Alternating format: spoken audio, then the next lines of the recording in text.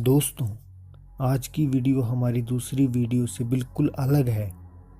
आज हम आपको एक सच्ची कहानी बताएंगे जिसमें कैसे एक व्यक्ति का डरावना सपना सच साबित हो गया। तो चलिए शुरू करते हैं। डियर डेविड की कहानी। एडम एलिस एक बहुत ही मशहूर लेखक और चित्रकार हैं। उनकी कॉमिक्स बज़फीड जैसी फेमस वेबसाइट पर पब्लिश होती हैं, पर कुछ समय पहले वे काफ़ी चर्चा में रहे और ये सब उनके कुछ ट्विटर पोस्ट की वजह से हुआ। उन्होंने अपनी पोस्ट में लिखा है कि उनके न्यूयॉर्क वाले अपार्टमेंट में एक छोटे बच्चे की आत्मा रहती है और इन चीज़ों को साबित करने के लिए उनके पास काफ़ी सारे वीडियो फुटेजेस भी हैं। शुरू करने से पहले मैं आपको फिर से याद करवा देता हूँ कि एडम एलिस बहुत ही फेमस पर्सनैलिटी हैं और वो यूट्यूब पर भी एक्टिव नहीं है, जिससे कि उन्हें एक फेक कहानी बताने से व्यूज़ मिल जाएंगे। अगर उनका ट्विटर अकाउंट चेक किया जाए तो भी हमें इस घटना से पहले और कोई भी ऐसे पोस्ट नहीं मिलते जिसमें किसी भी तरह के भूत की बात की गई हो। तो ये कहानी शुरू होती है 7 अगस्त को, जब उन्होंने अपने ट्विटर पोस्ट में लिखा, तो मेरे अपार्टमेंट में एक मरे हुए बच्चे की आत्मा घूम रही है और वो मुझे मारने की कोशिश कर रही है। अब बात यह है कि एडम स्लीप पैरालिसिस के शिकार हैं। ये एक ऐसी कंडीशन है जिसमें सोते वक्त किसी व्यक्ति की आंखें खुली रहती हैं, लेकिन वो हिल नहीं पाता और उसे लगता है कि वो कोई सपना देख रहा है और उसे अजीब आवाज़ें भी सुनाई देती हैं। एक मौके पर एडम ने बताया कि जब वो स्लीप पैरालिसिस में थे तो उन्होंने अपने बेड के एक पैर के पास एक छोटे लड़के को बैठे हुए देखा। उस लड़के के सिर का आकार बिगड़ा हुआ था, जिसमें एक तरफ गड्ढा हो रखा था। वो लड़का कुछ देर एडम की तरफ देखता रहा और फिर उठकर उसकी तरफ बढ़ने लगा।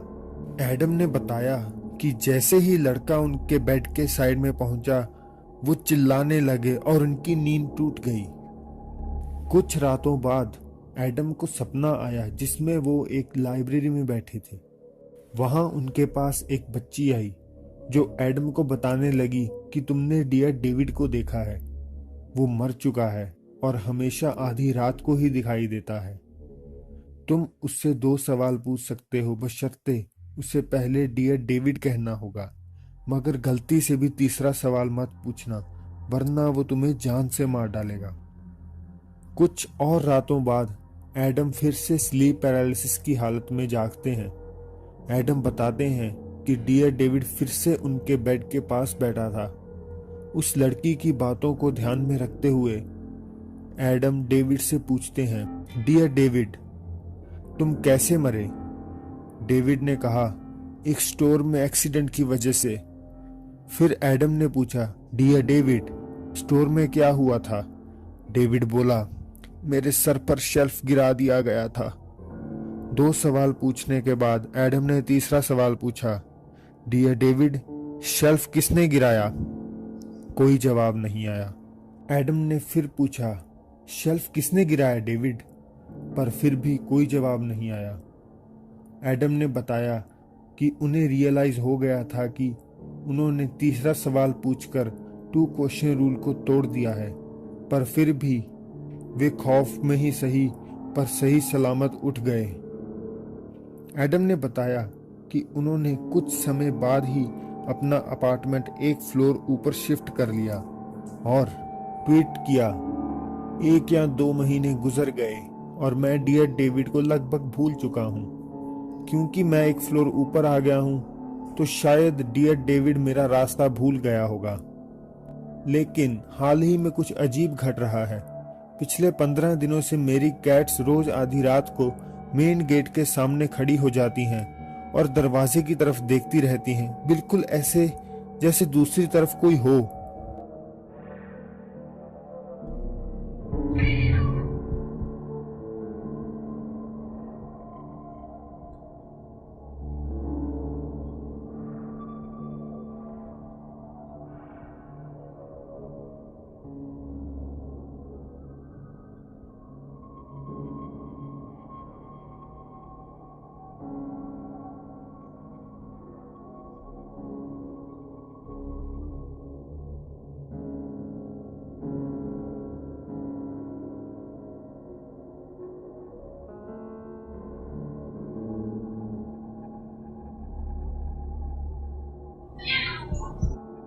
एडम ने कहा कि वे बेचैन थे क्योंकि उनकी बिल्लियां घंटों तक दरवाजे पर ऐसे ही बैठी रहती थीं।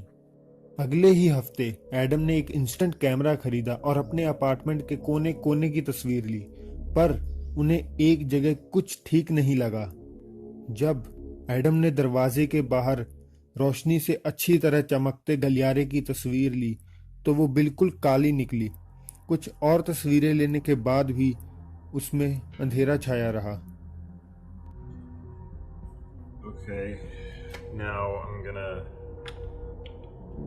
take a photo of the hallway just to show you what that's like.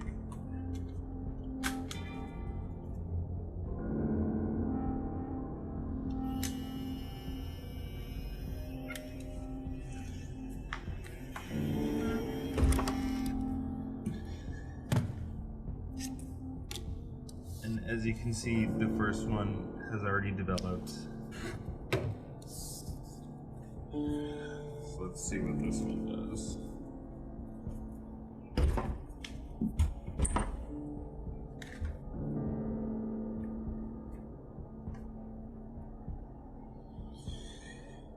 That's gonna take a minute.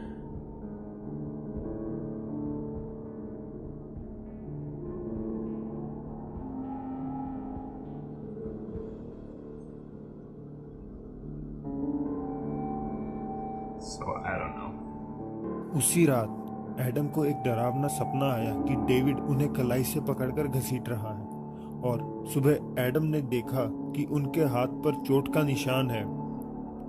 Adam ने कहा कि शायद मैंने एक दिन पहले अपने हाथ को जख्मी कर लिया होगा और रात में दर्द होने की वजह से ये सपने में बदल गया हो। कुछ दिनों बाद एडम को अननोन नंबर से कॉल आने लगे। कोई कॉलर आईडी ना होने की वजह से एडम ने कॉल्स नहीं रिसीव की। ये सोचकर कि शायद यह टेलीमार्केटिंग या ग्रे मार्केट कॉल्स हो, पर आखिरकार उन्होंने कॉल उठा ही ली और सोचा कि काश वो कॉल उठाते ही नहीं।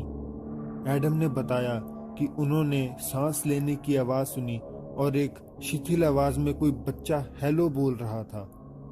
डरावनी आवाज को सुनते ही एडम की हड्डियां जम गईं और उन्होंने कॉल बिना कुछ बोले ही काट दी। अगस्त के एंड से ही एडम टोक्यो की ट्रिप प्लान कर रहे थे और अपनी कैट्स पर नजर रखने के लिए उन्होंने एक मोशन सेंसिटिव पेट मॉनिटरिंग कैमरा खरीदा ताकि जापान में होते हुए भी वो अपनी कैट्स पर नजर रख सकें। मगर उसी रात मोशन रिकॉर्डिंग कैमरा में यह सब रिकॉर्ड हुआ।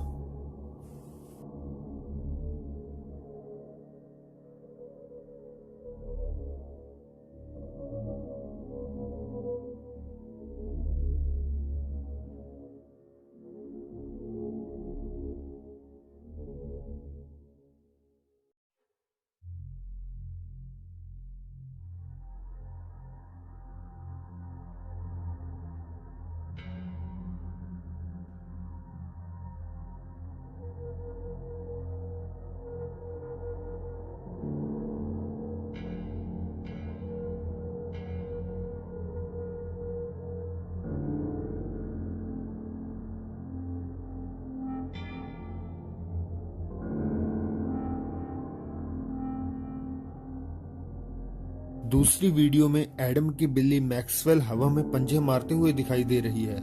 ऐसा लगता है कि जैसे वहां पर कोई हो।